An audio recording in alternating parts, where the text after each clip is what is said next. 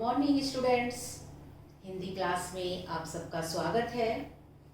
Students, हम आज पढ़ रहे हैं पाठ बस की यात्रा। बस की यात्रा पाठ के लेखक हैं हरिशंकर परसाई। स्टूडेंट्स, इनका जीवन परिचय, लेखक के बारे में, उनका साहित्य में योगदान मैं सब आपको पहले समझा चुकी हूँ। आज हम पाठ पढ़ेंगे कि हरिशंकर परसाई जी ने बस की यात्रा में क्या वर्णन किया है, वो हमें क्या बताना चाहते हैं। आप सोच रहे होंगे कि बस की यात्रा अर्थात उन्होंने अपनी किसी यात्रा का वर्णन किया होगा। ये तो बात सच है कि उन्होंने अपनी यात्रा का वर्णन किया है, लेकिन यात्रा का वर्णन इतने रोचक ढंग से किया है कि हम पाठ पढ़ते हैं तो पढ़ते पढ़ते हम हंसते हंसते लोटपोट हो जाते हैं। आपने भी अगर पाठ पढ़ा होगा तो आपने देखा होगा कितनी अच्छे ढंग से, कितने रोचक ढंग से उन्होंने ये पाठ लिखा है। और उसका कारण जानते हो बच्चों क्यों है? क्योंकि उन्होंने व्यंग्यात्मक शैली का प्रयोग किया है। व्यंग्यात्मक शैली का अभिप्राय होता है कि कोई भी विचार या कोई भी समस्या अगर उसे हास परिहास के रूप में, हंसी मजाक के रूप में लिखा जाए तो वो कहलाती है व्यंग्यात्मक शैली। और हरिशंकर परसाई जी व्यंग्यात्मक शैली के ही लेखक हैं। आज हम अब इनका पाठ पढ़ते हैं, बस की यात्रा।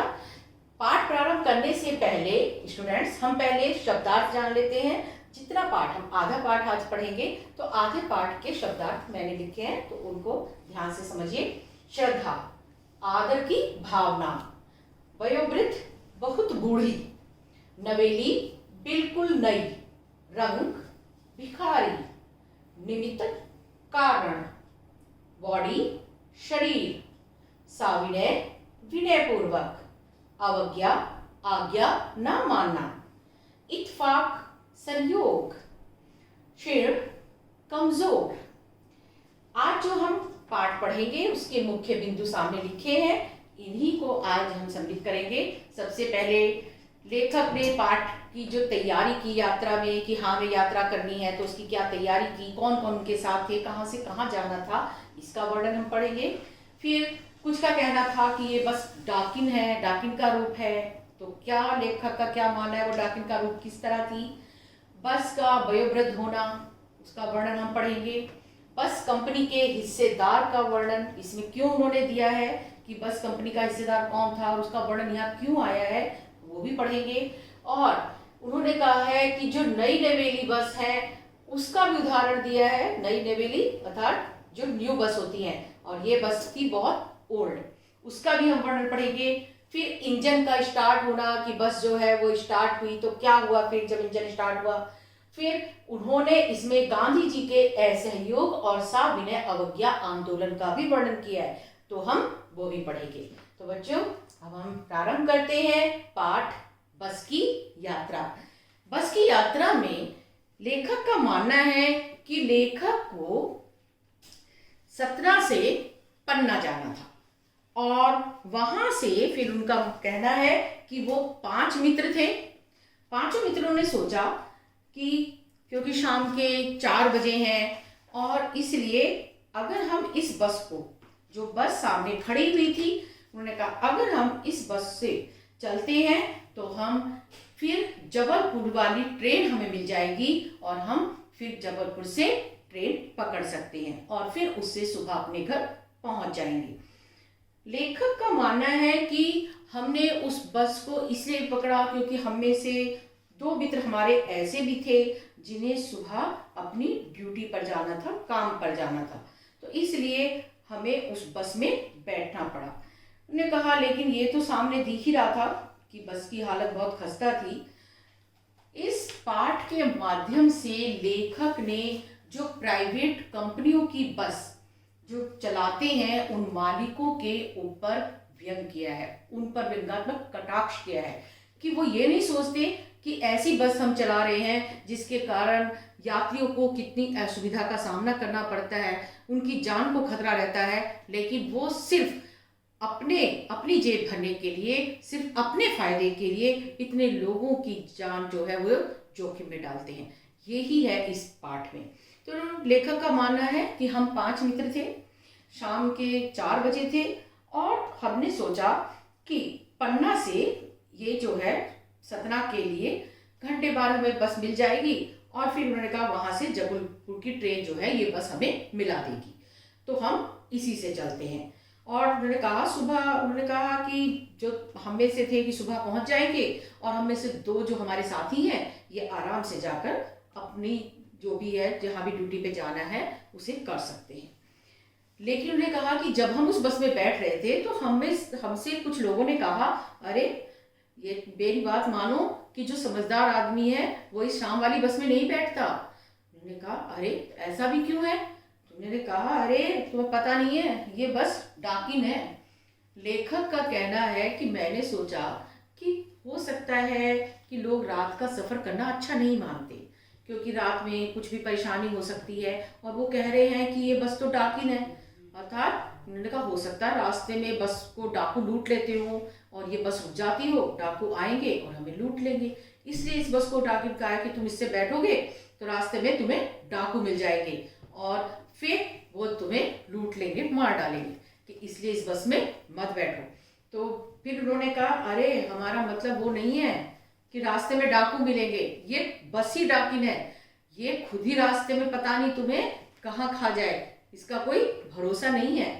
फिर उन्होंने कहा कि बस को जब हमने देखा तो बस को देखते ही लेखक का कहना है कि मेरे मन में तो श्रद्धा उमड़ पड़ी, यानी इसको देखते ही आदर की भावना आ गई कि अरे बेचारी कितनी बूढ़ी है कि पता नहीं कितने सदियों के अनुभव इसने प्राप्त कर रखे हैं, अर्थात अब उन्होंने वर्णन किया है कि बहुत ज़्यादा पुरानी खटारा बस थी। तो उसके लिए भी उन्होंने कहा कि बेचारी बूढ़ी सी है और इस पे सफ़र करना पड़ेगा कि भैया इस पे तो बैठने में भी हमें बड़ा कष्ट हो रहा है कि इतनी बेचारी बूढ़ी और हमें लेकर जाएगी। तो उन्होंने कहा कि वास्तव में ये बस जो है बैठने के लायक नहीं है।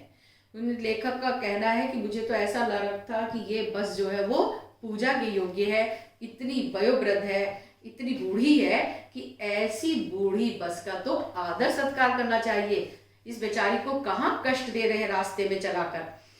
फिर लेखक का कहना है कि मैंने देखा कि उस बस में, जिस बस में हम सफर कर रहे थे, बस कंपनी के हिस्सेदार भी बैठे हुए थे। बस कंपनी के हिस्सेदार था जो वो जिस कंपनी की वो बस थी उसके पार्टनर मालिक, बहुत सारे मालिक होंगे तो उनमें से एक मालिक उस बस में ही विराजमान थे। तो उन्होंने कहा कि हमने जैसे उस हिस्सेदार को देखा तो लेखक का कहना है कि हमने कहा अरे ये बस चलती है। उन्होंने कहा अरे क्यों नहीं चलती, देखो तो जरा कितने अच्छे ढंग से चलती है। तो उन्होंने कहा फिर जैसे ही बस स्टार्ट हुई उन्होंने कहा अरे गजब हो गया, सचमुच में ये बस चलती है, हम तो सोच रहे थे कि ये बस तो पूजा के योग्य है, बस ऐसे ही खड़ी रहेगी, लोग इसकी पूजा करते होंगे। कि अरे भाई चलो भाई बहुत अच्छी बात है, बस चलती है। अब इन्होंने कहा कि अब वो आगे देखा ना पीछे और हम बैठ गए। कि मेरे साथ में मेरे एक मित्र थे, वो डॉक्टर थे। तो उन्होंने कहा कि उन डॉक्टर साहब ने मुझसे कहा अरे डरो मत, बहुत अनुभवी बस है, यानी बहुत ज़्यादा एक्सपीरियंस है इसको यात्रियों को ले जाने का, इससे डरने की बात नहीं है, कोई नई नवेली बस थोड़ी ना है जो तुम्हें कहीं भी धोखा दे देगी। कि ये तो नई नवेली जो बसें होती हैं, क्योंकि यहाँ उपमा इसलिए दी गई है कि जो नई नवेली जैसे दुल्हन होती है तो बेचारी अनाड़ी होती है, उसे ढंग से काम नहीं आता, काम सिखाना पड़ता है और कितनी बार गलतियां भी करती है। कि ये कोई नई नवेली दुल्हन जैसी बस थोड़ी ना है जो रास्ते में धोखा देगी या फिर इसे काम नहीं आता, इसे यात्रियों को बैठा के ले जाना नहीं आता। ये बेचारी तो वयोवृद्ध है, बहुत बूढ़ी है, अनुभवी है और बहुत अच्छी विश्वसनीय है, आराम से बैठो। और उन्होंने कहा कि हम ऐसे उस बेचारी बस की बैठ गए जैसे कि माँ की गोद में बच्चे बैठ जाते हैं कि चलो भैया बूढ़ी है तो प्यार से हमें पहुंचा ही देगी। अब उन्होंने कहा कि जैसे ही हम बैठे, जितने भी हमें छोड़ने आए थे कि वो हमें इस तरह से देख रहे थे जैसे कोई अंतिम विदाई देता है कि पता नहीं कल मिलेंगे या नहीं मिलेंगे, कि वो हमें इस तरह से विदा कर रहे थे क्योंकि वो अच्छी तरह से जानते थे कि बस की हालत क्या है।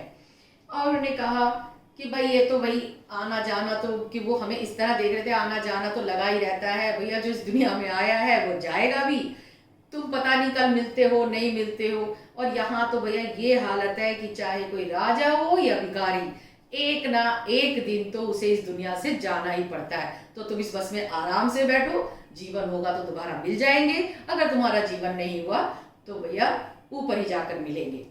अब लेखक का कहना है कि हम बस में बैठ गए और बस का इंजन स्टार्ट भी हो गया। और उन्हें कहा कि जैसे ही हमने देखा बस का इंजन स्टार्ट हुआ तो हमें ऐसा नहीं लगा कि बस का इंजन स्टार्ट हुआ है, हमें तो ऐसा लगा कि जैसे हम ही इंजन पर बैठे हैं, क्योंकि हम पूरी तरह से हिलने लगे। पूरी बस जो है वो डगमगा गई। और उसके जो उन्होंने कहा कि पहली बात तो बस में शीशे कम ही लगे हुए थे और जो लगे हुए थे वो बेचारे भी खड़खड़ खड़खड़ करने लगे कि हम तो भैया खिड़की से सरक कर बैठ गए। कि पहले तो क्योंकि हर कोई खिड़की के पास बैठना पसंद करता है बस में, बाहर देखते हुए जाएंगे, लेकिन जब देखा कि अरे ये तो शीशे टूट कर गिरने वाले हैं कि हम तो खिड़की से सरक कर खिसक कर थोड़ी दूर बैठ गए कि भैया किसी तरह बस बचे रहें। और उन्होंने कहा बस शुरू हो गई। उन्होंने कहा सचमुच में बस चल तो पड़ी। और उन्होंने कहा कि हमें तो उस समय बस में बैठते ही गांधी जी के असहयोग और सविनय अवज्ञा आंदोलन की याद आ गई। वो इसलिए याद आ गई, उन्होंने कहा कि ऐसा लग रहा था ये उसी जमाने की बस होगी। और उन्होंने कहा वहीं से इसने ट्रेनिंग ली होगी कि हर हिस्सा जो है दूसरे हिस्से से असहयोग कर रहा था। कि यानी इंजन जो है वो बस का साथ नहीं दे रहा था, शीशे वो खिड़की का साथ नहीं दे रहे थे, कि ऐसा लग रहा था सब एक दूसरे से असहयोग कर रहे हैं, कोई भी किसी के साथ सहयोग करने को तैयार ही नहीं है। और इन्हें कहा कि साथ ही मुझे सविनय अवज्ञा आंदोलन की याद आ गई कि जैसे ही सीट पर बैठे कि सीट की जो बॉडी थी अर्थात जो सीट थी कि वहां भी ऐसा लग रहा था कि वो हमें छोड़कर भाग जाएगी और हम थोड़ी देर में नीचे गिरे हुए नजर आएंगे। उन्होंने कहा 8-10 मील तक चलने के बाद हमारे भेदभाव वो मिट गए। समझ में आ गया कि हम सीट पर हम बैठे हैं या सीट हम पर बैठी है, हमें कुछ समझ ही नहीं आ रहा था कि पूरी तरह से वो कांप रही थी। कि ऐसा लग रहा था कि पूरी बस सविनय अवज्ञा आंदोलन के दौर से गुजर रही है कि चाहे कुछ भी हो जाए, चाहे आप कितनी भी विनती कर लीजिए, लेकिन मैं किसी की आज्ञा नहीं मानूंगी, मैं तो अपने अनुसार ही चलूंगी, किसी को कष्ट होता है होता रहे। और ने कहा कि फिर हम सीट पर बैठे रहे और बस आगे चल दी। तो स्टूडेंट्स, यहाँ आज हमने अब जो हमारा पाठ है इसके 2 पृष्ठ हमने आज कर लिए हैं। आगे का आधा हम कल पढ़ेंगे। अब आपको मन में दिलचस्पी हो रही होगी कि आगे क्या हुआ, बस ने यात्रियों को उनके उचित स्थान तक पहुंचाया या नहीं पहुंचाया, या रास्ते में ही कुछ गड़बड़ हो गई। तो ये सब हम पढ़ेंगे कल की वीडियो में। मुझे उम्मीद है आज जो कुछ पढ़ा वो आपको अच्छी तरह समझ में आ गया होगा। बच्चों, अपना काम नोटबुक में करते रहिए और समय पर चेक भी कराते रहिए। Thank you.